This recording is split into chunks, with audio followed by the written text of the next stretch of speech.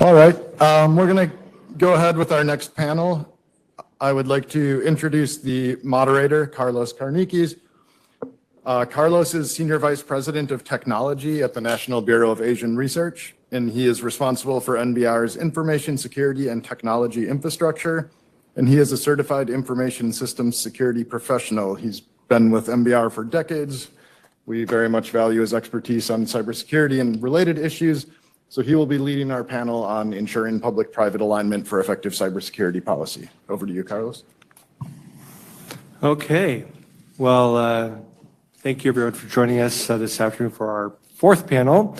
And the panel is titled Ensuring Public-Private Alignment for Effective Cyber Policy.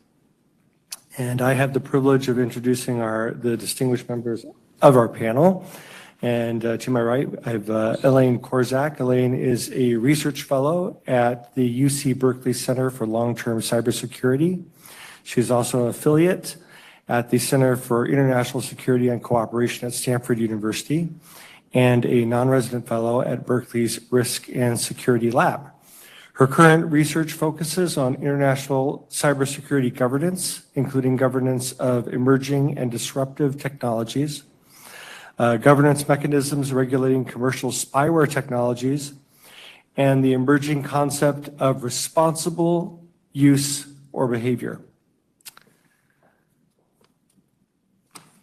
Next to her is Andrew Grotto. Andy is a research scholar at the Center for International Security and Cooperation at Stanford University. And prior to Stanford, he served as Senior Director for Cybersecurity Policy at the White House in both the Obama and Trump administrations. And prior to that, he worked on Capitol Hill. His research interests center on the national security and international economic dimensions of America's global leadership in information technology innovation and its reliance on this innovation for its economic and social life. And then finally, Jake Bernstein. Jake is a partner at K&L Gates here at our host in Seattle office, where he's a member of the technology, transactions, and sourcing, as well as the data protection, privacy, and security practice groups. He is also a certified information systems security professional, and he co-hosts the Cyber Risk Management podcast. As an aside, this is a very informative podcast if you haven't heard it before, so I'd encourage you to listen in. Prior to joining to K&L Gates, he served as Assistant Attorney General in the Consumer Protection Division of the Washington State Office of the Attorney General. With that, I'm going to ask our panelists to make some opening statements, and we'll go ahead and start with Elaine. Go ahead. Thank you. Hello, everyone. Pleasure to be here. So I was asked to start with a big picture overview of various approaches to cybersecurity, governance, and policy. Very easy question, as everyone, I'm sure, would agree. So there are many ways to come at this question. So I'm going to base a chunk of my remarks on some research that Andy and myself and others have done for NBR.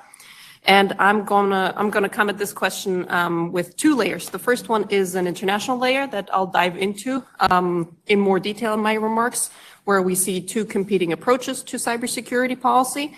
And then obviously there's a national layer, or where individual states approach cybersecurity based on their particular context. Obviously, there are important differences that maybe we can get to later in the discussion or in the Q&A. But for purposes of my further remarks, I'll just say that those national approaches map more or less onto those international competing visions that we see, or at least they don't clash fundamentally with them. So with that, I'll get into the international layer, where there have been conversations in multilateral forums that have been going on for the better part of 2 decades. So there is a sound body of discussions that we can look at. And we have seen on a very general level. So, there's a lot more complexity. There's a lot more nuance that, I'd be very happy to get into.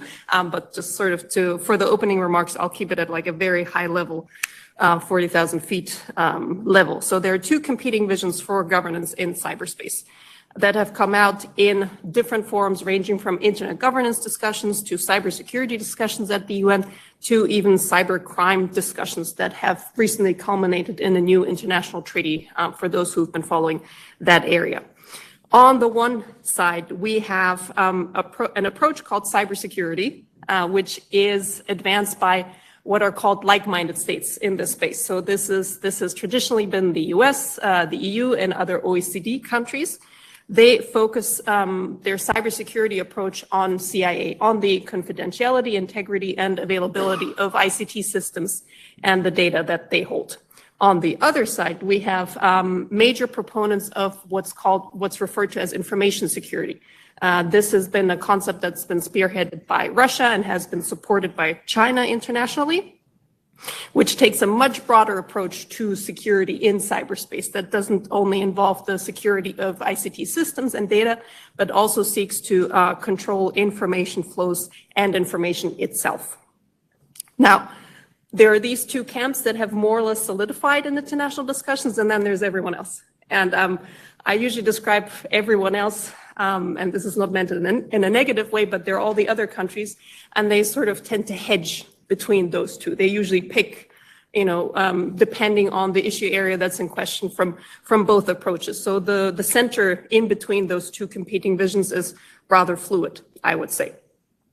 Now, when we look at the Indo-Pacific space, that is a really interesting geographic area because we see all of those three camps represented in there. We have staunch supporters of the like-minded vision of cybersecurity. We have Singapore, we have Australia, New Zealand, Japan, Korea, all the countries that have been very active in this space. We also, of course, have China and also Russia, the main proponents of information security. And then we have interesting states that used to be referred to as swing states. That term seems to have gone slightly out of fashion in the last couple of years. But, India was usually referred to as, a very important swing state. But we've also seen that, for example, Indonesia, Malaysia Vietnam have been very involved and increasingly more vocal participants in international discussions. Now, we've also seen that, or I take it from the discussions this morning and today, that it is basically acknowledged that there's a growing competition between international governance approaches, and I would venture to say that this is only going to get worse with technology being pinned down as a key factor in the geopolitical competition that we're seeing. But I also wanted to point out that actually those two competing governance visions have been there for a long time. Like if we talk about the UN negotiations, they've been there for 25 years. So it's not really like a growing competition, or it's not a new competition. I would actually say that those those competing governance visions have been long-standing differences. Now, why does that matter for our discussions today or for our panel today is because those international approaches come with very distinct viewpoints of states with regard to the role of governments and with regard to the role of non-government actors in the provision of cybersecurity governance and policy. So we see that there's an emphasis of sovereignty, and that is an emphasis that's across the board. I think if you ask governments, nobody would say sovereignty is irrelevant, never mind. But we see sovereignty being emphasized by everyone. But we see differences in the national approaches. For example, in the US, sovereignty is there, of course, but it is tied with a very emphatic emphasis, that's a bad way to put it, but with an emphasis on, that there's a reliance on the private sector to do sort of like regulation in the first place. And then, if pain points are identified, then the government steps in to tweak it. But there's a reliance on market-driven regulation in the first place. In the EU, for example, we also see a reliance or an emphasis on sovereignty, the digital sovereignty that's espoused in strategy documents, but that comes very closely tied to an emphasis on individuals' digital rights. So there's this whole human rights-based rule of law approach underpinning the emphasis on sovereignty. Now, when we look at Russia and China and the other proponents of information security, that emphasis on sovereignty really translates into the government being the sole decider or the sole rule setter when it comes to cybersecurity regulation and governance. And with that, also a sort of a subordinate view of the input of non-governmental stakeholders, whereas in the cybersecurity, in the countries that are proponents of cybersecurity, we see much more of like a collaborative language being used, that, you know, there should be input, public-private partnerships, those sorts of things. So there is a clearer hierarchical ordering of those relationships when it comes to countries that are espousing the information security paradigm. I'll stop with that. Great. All right. Andy, how about you next? Sure. Thank you, NBR, for inviting me, and to the sponsors, Microsoft, K&L Gates, and I got to turn this on. I'll start over so you guys can hear me. It's good to be here. Thanks. I appreciate NBR's invitation and the sponsors, Microsoft, K&L Gates, and my good friends at the Korea Foundation. Before I jump into my remarks, I want to put a quick plug in for a report that touches on a lot of the themes that we covered this morning. It's a report that H.R. McMaster and I put out last week called Economic Statecraft: The Need for an Integrated Approach. If you search for that, you'll find it on through Google. It argues for a national strategy integrating the toolkit of sanctions, export controls, trade, development cooperation, and industrial policy. If you happen to take a look at it and you have feedback or reactions to it, please email me. It's grotto@stanford.edu. So what I want to do is talk about critical infrastructure. And I want to ask and answer the question, why do we even need public-private partnerships when it comes to the governance of cybersecurity risk and critical infrastructure? First, I'll just explain what I mean by critical infrastructure. There are lots of definitions out there.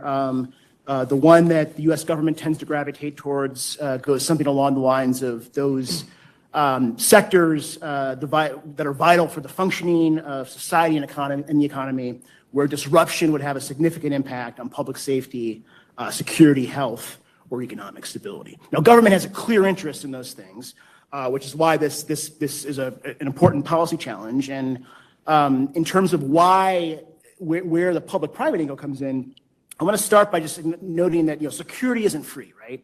Security almost always requires investments. That means security competes with other investment priorities, whether that's research and development, new features, other risks, financial risks that an organization has to manage, dividends, you name it. This is true for end users of digital technologies. So think enterprises that have to manage enterprise risk management, as well as vendors when it comes to their product safety and security decisions. So these actors have to decide what's the right level of investment in security for me. Now, there's this economic truth. Externalities is the geeky term, but it basically says that actors generally have no incentive to invest in things or activities that don't benefit them. And I'll give you some examples. So there's the classic example of pollution, right? If a plant pollutes the local community and it doesn't bear the costs of that pollution, it doesn't have a very strong incentive to buy down the risk of that community. It doesn't feel those costs. Another way this comes up is if you think about a utility and its approach to dealing with wildfires. If the utility's calculation is that, you know what, I don't need to trim the branches around utility poles because if there are catastrophic fires, I'm going to go bankrupt and I'm not going to have to pay for it. So therefore, there's potentially a reduced incentive to invest in risk mitigations. We just heard a great panel on critical minerals. There's another area where there's an externalities issue. Private businesses are not going to typically invest resources to meet a national security need unless there's a return on that investment, right? So to the extent that there's a gap between what policymakers would prefer as a level of supply chain resilience for critical minerals versus what the market, a healthy market would supply, to the extent there's a gap there, that's an externalities problem. The critical minerals mining company or refinery doesn't necessarily take that national security benefit, and so why would it invest in specific capacity to address that national security need? And so for the policymaker, when thinking about critical infrastructure governance, it confronts some pretty hard questions. Will critical infrastructure entities invest enough? If not, is it due to these externalities problems or something else? Information asymmetries, for example, lack of knowledge about the threat environment. What rules or standards would meet the security need and in a cost-effective way? If it's an externalities problem, can these critical infrastructure entities even afford the cost-effective, even afford the additional investments it would take to internalize the cost of the risk decisions? Are there products or services in the marketplace that they could purchase that would help them meet that need? And then what is even enough? What is the right level of security? These are all questions that from a governance standpoint, the policymaker needs to have the answers for. Now, the rub is that the knowledge needed to answer these questions is split between the public sector and the private sector. And so you think about on the public sector side, right? Public governments have unique insight into public safety risks, national security risks.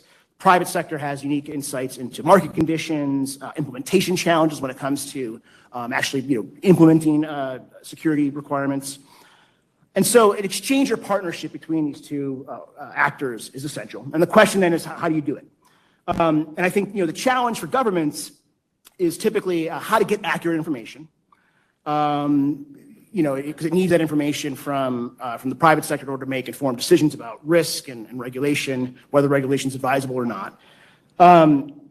It needs to have an adaptive policy process, right? Because circumstances change, and in an ideal world, regulations, or at least the perceptions of whether regulation is appropriate or not, ought to change as well. For the private sector, it wants government policy to be reasonable, but it also wants to preserve or even enhance the value of their business. And this is a very demanding set of problems to meet. It requires trust in the first instance. It requires the availability of data on risk, which someone who's studied this issue for a long time, it's really hard to find good data on cybersecurity risk. It requires expertise on both sides, right? So the government needs to have enough expertise to have an intelligent conversation with industry. Industry needs to have enough expertise in policy to understand where government's coming from. And then last but not least, this relationship requires safeguards against capture, right? The idea that industry might essentially capture government and exert undue influence over regulatory processes, or the reverse can be true, right? Government can become a predator on private industry. I'll stop there and turn it over to Jacob. Thanks, Andy. So there's a number of ways to think about the broad kind of high-level differences between the public and the private sectors when it comes to cybersecurity execution and policy. And Andy kind of hit on some of those, and I may repeat, but one thing I can confirm with practical experience every day is that generally businesses, at least, won't do anything unless they either have to or it's good for them. It is always a battle to kind of get, frankly, any human to do something that is hypothetically or theoretically good for them in some future circumstance. We're just not good at it. It's a weakness that comes from, I don't know, human nature, perhaps. So yes, the bottom line on this point for me has been, if there is no or limited regulation, then you will have relatively minimal action from the private sector in general. Now, if the private sector entity in question has some other reason to maintain a high level of security, they will do so. It has nothing to do with security per se. It's about what's best for any given corporate entity or business. So I kind of wrote down a few things here that I think are worth considering. The first one is motivations, and Andy kind of hit on this. But if you think about what security means for the public versus the private sector, well, first of all, you have to start differentiating what do you mean by public sector. So let's first just think about large federal, national governments that actually are concerned with national security. Then it's right there in the name. Security is about national security. It's very, very important. In fact, it's one of the raisons d'etre of a national government is defense. Whereas for the private sector, really it's just about protecting revenue, profits, reputation, but that just leads back to profits and revenue. So it's about the money. And that is, I don't know if they're incompatible or not, but they're certainly significantly divergent, that understanding the differences in these motivations is critical if you're going to have any kind of successful public-private partnership. Something else that I see a lot, particularly when speaking with former military folks, is the hierarchical difference. Anyone who's ever tried to just order someone to do something in the private sector is going to quickly run into either an HR-shaped wall or just a scoff and an eye roll. That isn't the culture. Whereas in the military, in particular, if you don't follow an order, a lawful order, well, then you are subject to the Uniform Code of Military Justice, and you can be court-martialed or otherwise punished. This is a huge difference that cannot be understated when you consider the differences between national security interests with cybersecurity and the private sector. And then, when you get into smaller municipal, local governments, even state governments, I think the smaller you get, the closer and closer you get to really kind of being a small, medium-sized business. Now, yes, you do have critical infrastructure components that are often controlled at the local or state levels. Those are more akin to the national security level, federal concerns. But you also then have a whole different set of kind of command and control issues, compliance issues. So that's hierarchy. Cost. It's mixed here, right? Private sector, maybe people may think, oh, well, the private sector almost always has more resources. Well, that's yes and no. Does a large private sector company have more resources than a small municipal government? Of course, yes. But when it comes to the NSA, they have an effectively unlimited, not really, but effectively unlimited budget to defend secrets in a way that the largest private companies aren't really going to be able to match, or at least they can match, in which case you're talking about, the top level in the world no matter what, and it's minor differences. So, like with the motivation, rarely is security a primary directive, whereas it can be in certain forms of government. The next kind of area of difference is adversaries. This is another one where again, it's both the same and different. National security is primarily threatened by other nation states. A ransomware gang that is out to make a buck isn't a national security threat, and they're going to target small, medium-sized businesses, municipalities. I don't know if anyone remembers the map of Texas. You could just kind of go down, and there were ransomware cities all in a row. They just want money, right? It's just a revenue source for them. That's a very different adversary than our kind of primary adversarial nation states: Russia, China, Iran, North Korea. The NSA is continuously and always fighting off attacks like that, whereas they're probably a little less worried about the little ransomware attack, because those are far less likely to have any impact given the level of security involved. So the adversaries are quite different, and all of this leads to a disconnect in understanding between the two sides, the public and the private sector, because they are not facing the same threats with the same resources, with the same motivations, and with the same hierarchy. And so that brings me to regulation. Now, first, definitely both the public and private sector can be and are regulated.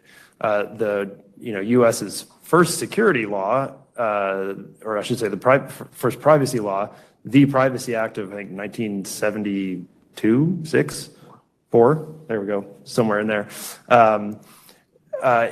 is only covers the federal government, right? It only covers the public sector. It has nothing to do with the private sector. So yes, it can be regulated, but these days, regulation is, depending upon who's talking, critical for the protection of democracy or the destruction of the economy. And it is it makes it very difficult, particularly for something like this, which is really an externality solution, a problem. And like I said at the very beginning, I don't think you will get what you need from the private sector, even critical infrastructure, without regulation. But how much and what that looks like remains unclear.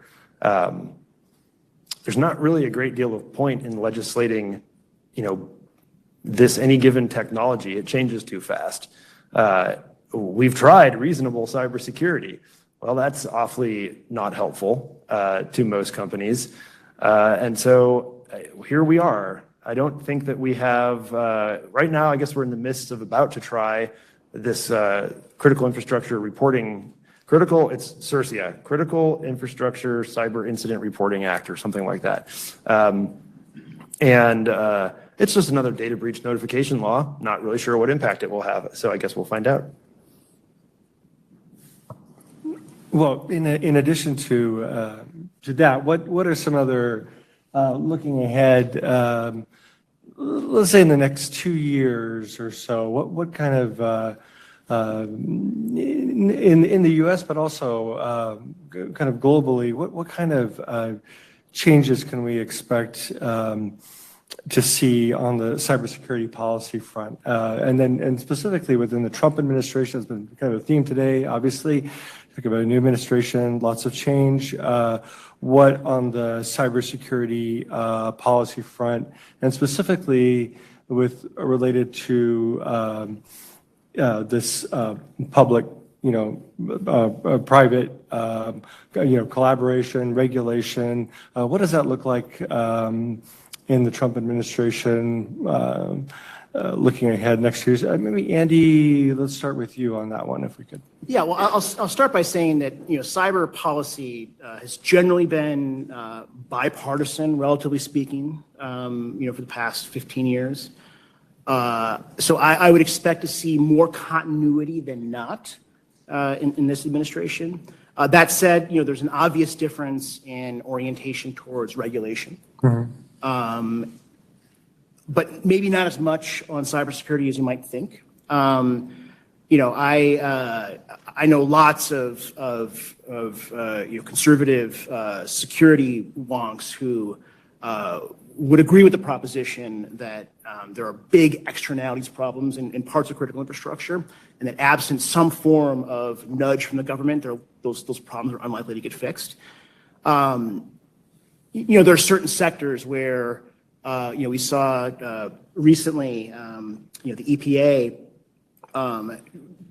tried to move in the direction of regulatory requirements for water utilities. And water utilities, some of you may know, tend to operate at the local level in the United States. So we're talking very small operations, and they have no margins, right? I mean, these are typically public, municipal organizations. They're not making money.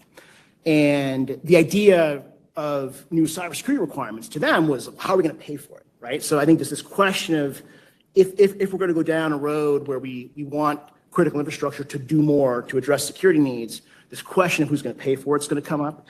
There's a lot of focus on security around U.S. Army and other military installations. That's, I think, having a larger impact on thinking about cybersecurity. The concern there is that the Chinese have been carrying out what DoD would call operational preparation of the environment. That's essentially staging capabilities to potentially disrupt critical infrastructure. And the idea behind that is the U.S. would rely on domestic Army installations in particular to surge capability into the Pacific in the event of hostilities with China. And one way, and that effort rides on civilian infrastructure, right? So it requires power, requires rail services, it requires fuel, all those things, right, actually come from the civilian world. So I expect there to be more continuity than not. Certainly some differences on regulation, but maybe not as much as you might think. Looking ahead, I think advances in AI are going to have an impact on the way that people talk about cybersecurity risk. I'm particularly interested in following agentic AI and how agents might reshape the way that businesses think about cybersecurity risk management. Happy to go into more detail about that, but I'll stop there and let others jump in. Yeah, yeah, and we have, we're going to get to that in some more detail in a little bit. But maybe, Elaine, could you speak on the kind of the global, at a global level, some of the changes you see? We heard a little bit in the earlier with in the fireside chat, some things happening in the EU side. But could you speak a little bit what you're seeing ahead on a global stage here for the next maybe next 2 years, maybe or thereabouts? Thank you. So while Andy focused more on the national regulation side in the U.S., I'll try to take the other side of the coin. How does the U.S. policy facing international partners and other states looks like? And I'll use two platitudes. Too early to tell, and the other one is my personal opinion. Again, too early to tell. If I were to have to make a prediction, it could go either way. I know neither of those are particularly helpful, but sorry, it's March 2025. So one thing I'll say where it gives me a little bit of confidence is that, as I mentioned, these international discussions have been long-standing. They've been there for a long, long time, even in like UN speak. Like it's been going on for, a long time.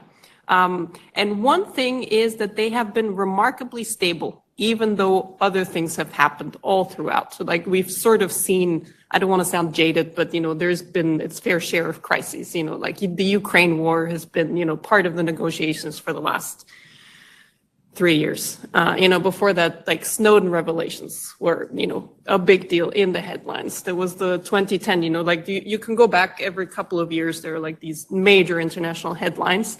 But at the end of the day, they didn't make a big dent in those negotiations. I mean, it actually is something positive that they impact them, but actually the underlying dynamic has sort of been so fundamental and so deep running that they've been to some extent detached from those immediate news cycles or those immediate things that happen. So that's the one thing that gives me confidence.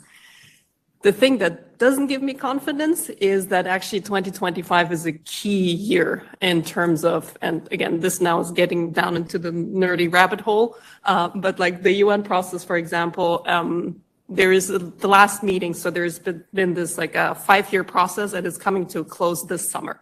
It's the final meeting, and now it's the final battle for what comes after. And what comes after is supposed to be a permanent mechanism. So the international community, we as like-minded states are setting ourselves up for, the next 5+ years. And, also in UN terms, once you make something a permanent mechanism, it's very hard to undo. It's very hard to reform it. It's very hard to change it or to pivot. It's basically, again, I don't mean to sound too much like a pessimist, but it's very hard. Once you set the ship on the course, it's very hard to correct. And as always, we are down to the very final meeting. I think it's going to be like 10 or 11 substantive sessions. And of course, it's down to like the last negotiating week to have an agreement among all UN member states on what comes next. So the thing that gives me worry is that either there is, and it's too early to tell where the US State Department position is coming out on this. So we'll have to see. Either it's obstructivist or counterproductive, or any of the take your shade of those types of verbs that it actively undermines all the positions that the like-minded states have taken so far. Or, best case scenario is just going to be silent and it's just going to be like not there in a leadership position, which will also make it easier for proponents of information security to push their agenda. And one of the long-standing agenda items of Russia has been to have an international treaty on international information security. And that is it's been going on for a long time. Again, 25 years, you can say, yay, it hasn't happened yet. It's not going to happen. I wouldn't be that optimistic because we've seen the same thing happen with cybercrime. Like a cybercrime treaty was not in the cards for a long, long time. It was really dismissed and, even derided by some by representatives of like-minded states. And all of a sudden now we have one. And it was actually, it came about very quickly. It was negotiated very quickly. And whether you like it or not, it's there. So that is my worry that, either there's a lack of leadership or there's counterproductive behavior that then actually makes the negotiating table easier for information security proponents to set up the next mechanism that will set the agenda in, cybersecurity, and with that also in other related areas. It'll set it up for a specific type of course for a long time to come. And just I know I've been speaking for a long time, but just with that, there's confidence, there's optimism, there's pessimism, but sort of why I would keep watching what's happening this summer is, to me, all these other technology developments or, emerging tech, disruptive tech, whatever you want to call it, they all face the same problem internationally. It is states at some point realize they should, in their own self-interest, they should regulate something, even, just the externalities that they care about. But they face this fundamental question that I think is agnostic to the issue area, and it's agnostic to, even like in emerging technology, to the particular technology in question. It is whether, can this be regulated by an existing mechanism that we have internationally, or do we need to fashion something new? And we see the same thing with AI. We also see the same thing with responsible AI in the military. We sort of see the same, outside of the UN conferences, like standards being evolved and then trying to take them into the UN, discussion of which form to take them into. It's the same thing. We see the same thing with export controls. Like in the panel this morning, it was mentioned or pointed out that, now export controls are being used for something that they were not set up for. So same thing. So, spyware, commercial spyware, it's the same thing. Export controls have been used to regulate them. Now there's an international process underway to try to figure out what else can be done. So, states are again looking at what policy levers, what institutional frameworks do we have? Can we use them? And, if we can't use them or don't want to use them, then, do we get into some sort of negotiating thing to come up with something new? But I think there's a big hurdle for states to make that decision, because international decision-making hasn't become any easier. Right. We don't have a lot of examples in the past 15 years of international treaties, particularly in the national and international security space, being negotiated successfully and then actually being effective. So that's a main hurdle. So 2 years down the line, 5 years down the line, maybe what we will end up, again, too early to tell, and it could go either way. But a likely scenario will be fragmentation, which is, I think, a theme that has already come up over and over in the panels today, that, you will have all these disparate regulatory frameworks. And at the end of the day, the best thing you can hope for is that they somehow get harmonized over time. Okay, great. Thank you. Jake, I have a question. Follow-up question for you, but I don't know if you want to add anything to this kind of look ahead here. Anything you'd like to add as you think about the next? I think Elaine did the best lawyer impersonation. The answer is it depends. Yeah. On everything. So no, I don't have anything to add to that because it depends. Okay. All right. I was going to ask you to think about some examples of successful public-private cooperation, examples in cybersecurity, and because you had your comments earlier. I'm thinking of a case, and we talked about it when we met a couple of weeks ago, like the Colonial Pipeline case, where. And that really kind of spurred some of the thinking, and some of this reporting and so forth. But that's a case where, the company, there's a lot of bad publicity for the company. There was a lot of downtime for the company. They lost money. They ended up paying a ransom and so forth. But and then we heard from Julie earlier that, regulation, there could be a lot of great things that come out of that for companies. There can be. So what can you think of examples? What are some examples of positive in the cybersecurity space where there's a positive example, the regulation then leads to greater confidence, greater, greater profitability, better products, and so forth. We could talk about that for a little bit. So I don't know that I can think of one that leads to bigger profits or better products, but I can tell you of some successful public-private partnerships in the cybersecurity arena. I think the oldest, most basic one is the FBI's IC3. It's the website where you go and report cybercrime. Anyone can do it. It is valuable on the public sector because it provides a great deal of intelligence that otherwise they would never have. And it's valuable for the private sector because even if it's as minimal as saying, well, I reported it to the FBI, that has some value in even just a public relations issue, right? If you get breached or attacked, or someone accidentally sends a $60,000 wire and you report it, I mean, you were the victim of a crime, and the ability to file that quote unquote police report is helpful. So that's been around a long time, as far as I know. I often tell clients to report to IC3 almost anything. Does it guarantee the FBI is going to do anything to help you? No, and I'm very clear about that as well. But that brings me to the next one, which is both the FBI and the Secret Service, with certain types of financial crimes, particularly ones involving wire fraud and bank fraud, you can potentially save money, which I guess there you go, there's your profits. If you can get to the authorities within 72 hours, it's sometimes possible for them to reverse a wire transfer. So that's worth doing. And I mean, I think that's again, might be a simplistic public-private partnership, but it absolutely should count. A more sophisticated one is something like InfraGard, which is also part of FBI, or really any of the information kind of sharing organizations that are out there.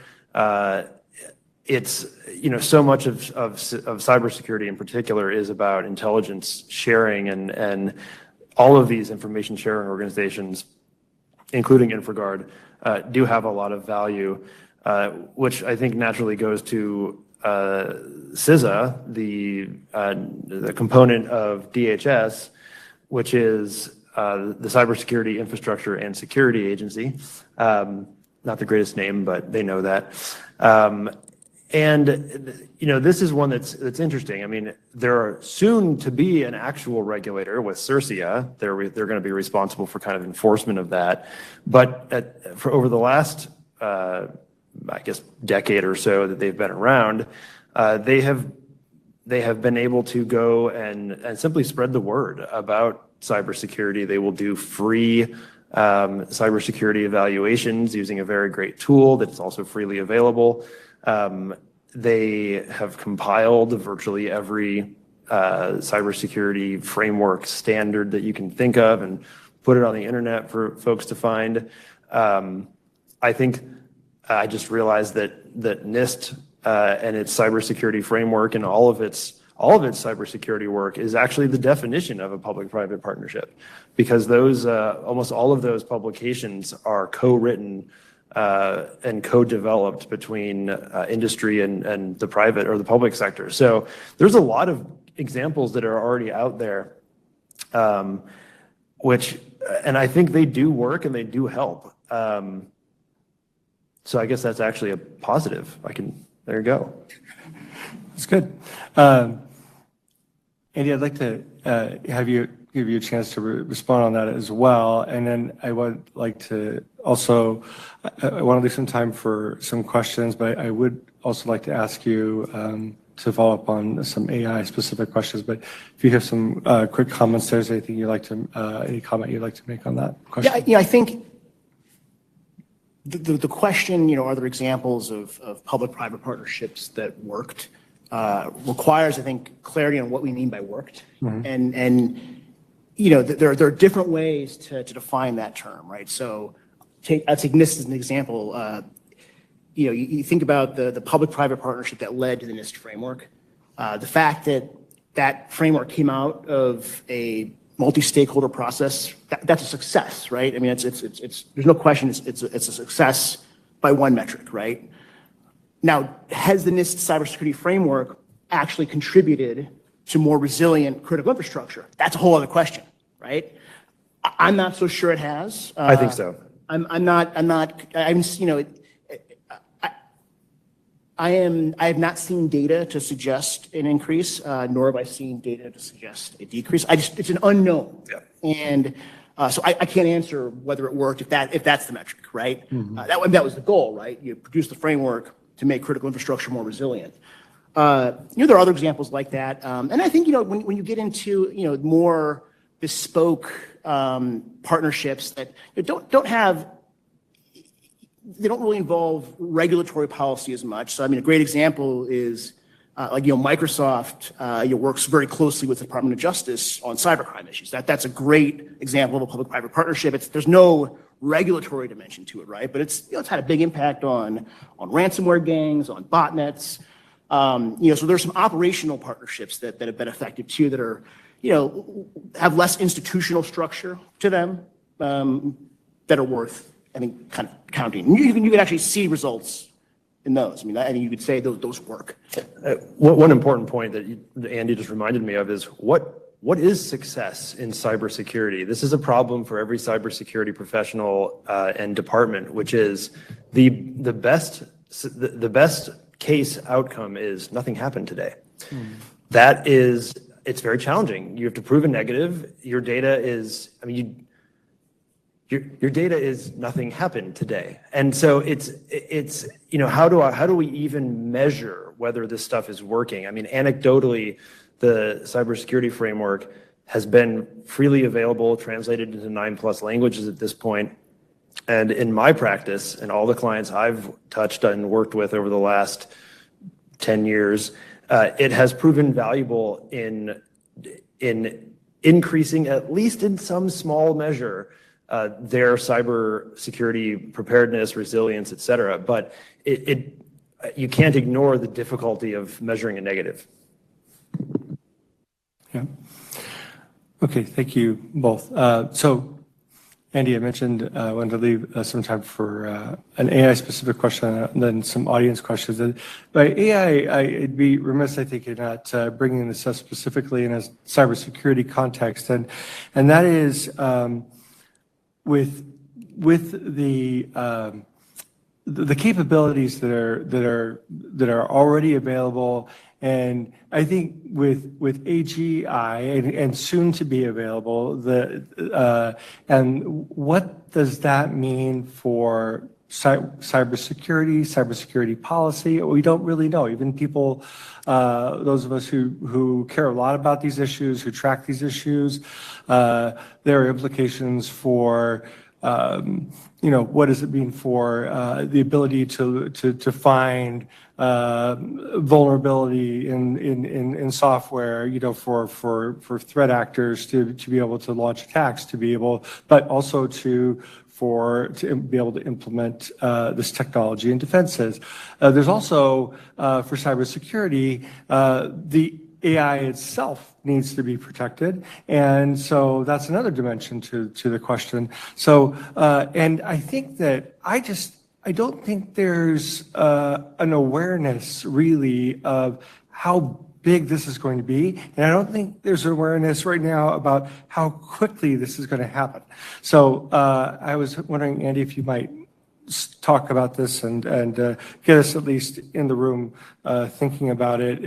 We don't have time to cover it right now, but let us at least start the thought process. It's a great question, and I think in some ways the $1 million question is, will AI change the offense-defense balance? That's the idea that, or the notion that as it stands today, the cybersecurity risk environment tends to benefit attackers more than defenders. In other words, attackers have some structural advantage in their ability to carry out attacks compared to defenders who have to prevent anything from happening. And there are arguments for why it could go either way, right? So I don't have a clear answer yet. I'll just lay out the two cases. So the case for cybersecurity, for AI, advanced AI capabilities, changing the ledger to benefit defense, I think involves AI helping to automate at scale a lot of the functions that enterprise risk management functions that today have to be carried out by people. So, patch management, configuring systems, a lot of that in principle could be handled by an AI agent. Another benefit, potentially, if you think about the idea of agents, AI agents, operating within an enterprise, automating functions that might normally be carried out by people, particularly back-end office functions, if we sort of think about how this technology may diffuse, that means fewer people clicking on phishing emails, right? So there's a potential to reduce the attack surface. The flip side is, attackers will use the capabilities to develop potentially advanced malware. Attackers could use the capability, so there's an argument about advances, like the attackers get better, more sophisticated. There's also an argument that, maybe the attackers are able to carry out attacks at a larger scale, right? So even if the capabilities don't result in necessarily better tools, attack tools, it could enable the attackers to just scale up operations in a way that we haven't encountered before. My instinct is I think it's going to help defenders on the margin. That's maybe I'm being an optimist. That's my hypothesis. Time will tell if that's true or not. I'll stop there. One other thing I would just add, and maybe this is something, so it goes, the other interesting thing is that this is unlike some other, kind of huge shifts, big changes, that this technology is one that did not originate in the government. This was one that originated in the private sector. So unlike the internet or, GPS or these other big, so on the regular, we're talking about public-private partnership, this kind of flipped around, right? So there's a difference. There's kind of, and I wonder if that is also, it's also something to bear in mind as we go forward, as we talk about regulation and policy. So it's kind of a turning of the tables a bit. So the government's already, which is already often lagging behind on these things, it's already at a disadvantage from the get-go. So anyway, sorry, go ahead, Jake. I think I agree with Andy on it's, if it makes any difference at all, it'll slightly benefit the defense side for cyber attacks. But if you think about just the kind of the original versions of some of the image generators, right? What do we call them? Generative adversarial networks, right? The whole idea is that you've got one AI that's generating, one AI that is discriminating, and together the two of them create something that looks okay, to anywhere from okay to indistinguishable from human artwork or something. And the very function of how that operates is a stalemate. So my guess is that in adversarial AI versus AI spaces like cybersecurity, it might escalate the scale, the speed, the power, but overall it will have almost no impact on what actually comes out, at least insofar as each side is able to use the same amount of compute, et cetera. If there's a significant difference, and it would need to be significant in the availability of this technology, that's the only way I could see it making a difference. And I'll just add, threat actors are economic actors too. Yeah. They're cost sensitive. And if attacks work today just fine, if ransomware gangs can make a lot of money without AI tools, with existing capabilities, there may not be a strong incentive to use AI tools. So one indicator I would look for though is, how sophisticated, how cost effective and easy to use tooling, for malware becomes that involve AI capabilities. That would be an important data point, right? And the interesting thing about that point, which is I think hugely critical, is it is inherently self-limiting, right? The whole point of most malware attacks is to make money. So you can't just go spend on AI to make that better if you want to make money. On the flip side, if there's money is no object type things, Well, that doesn't matter because in that situation, the defense is also a money is no object situation. So it doesn't really, again, I think that is the need for the attackers to make money is going to limit the impact, at least in the short term. Okay, let's, sorry, we didn't leave much time for questions here, but if there are questions in the audience, here, go ahead. Here we go. Hi, everybody. My name is Armora Rama, and I'm a security and ML researcher at Microsoft, as well as a founder of a cybersecurity nonprofit. And I want to iterate a bit on that AI and security part, because based on all the great insights you all shared today, I think there is an importance into highlighting the security mindset when it comes into building different policies.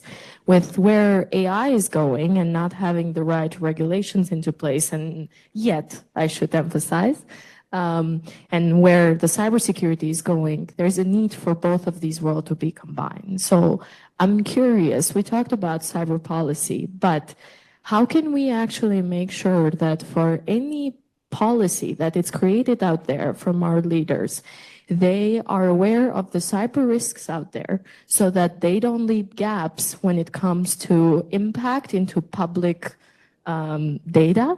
And how do we actually train that for them so that they know what to do in these new policies? Because it's not just about the cyber policies, and it's not just well, the win today is because we didn't have a cyber attack. The win is actually that we didn't know we had a cyber attack.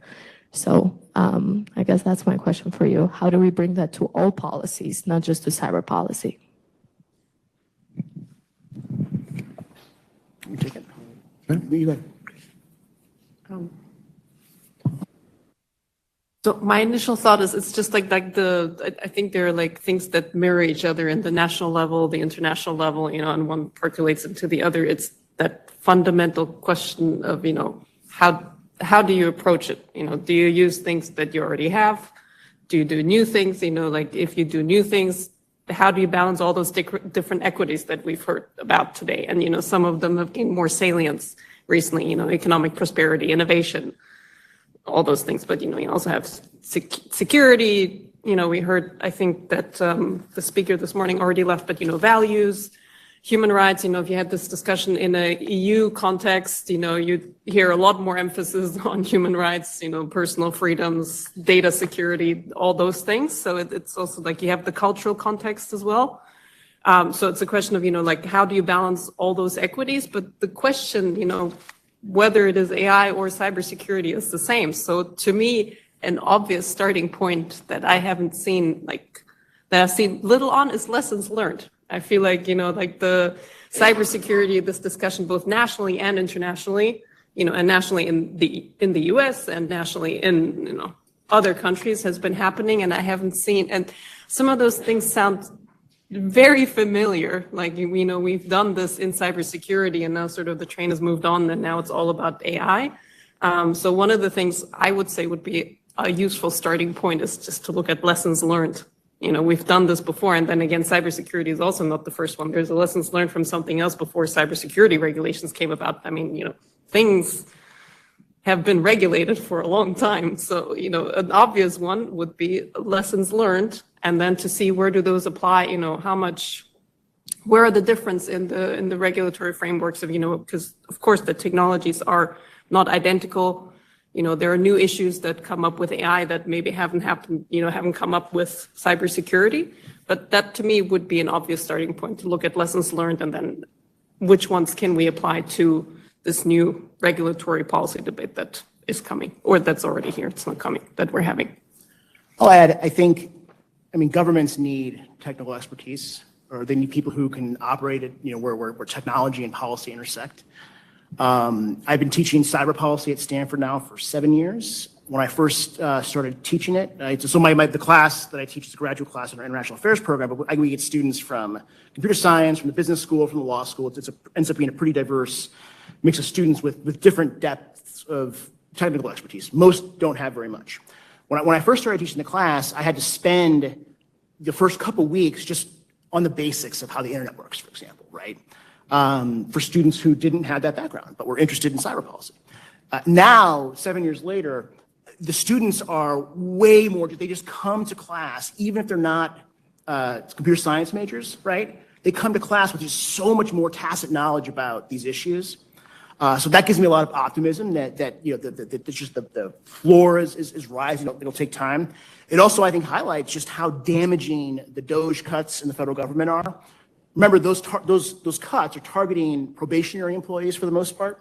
These are people who are 1 to 2 years into their federal government careers. New hires, a lot of those new hires are my students or people who graduated recently from school and want to go serve in the government and have that technical expertise. So I'm really concerned about the U.S. government's capacity. I get asked, my students want to know, should I still go work for the government? And I want to say, of course, right? But I'd be lying if I didn't say that this DOGE exercise is having a catastrophic effect on the reputation of the federal government as being a reliable employer. And when I've got students who finish their Stanford degree and are willing to take a $200,000 pay cut to go do public service, and now they see what's happening in the news, the value proposition of the public service element is getting pushed down. So I'm very worried about U.S. government capacity. Okay, well, we're a little bit past time here. I apologize for that, but I'd like to please join me in thanking our panelists.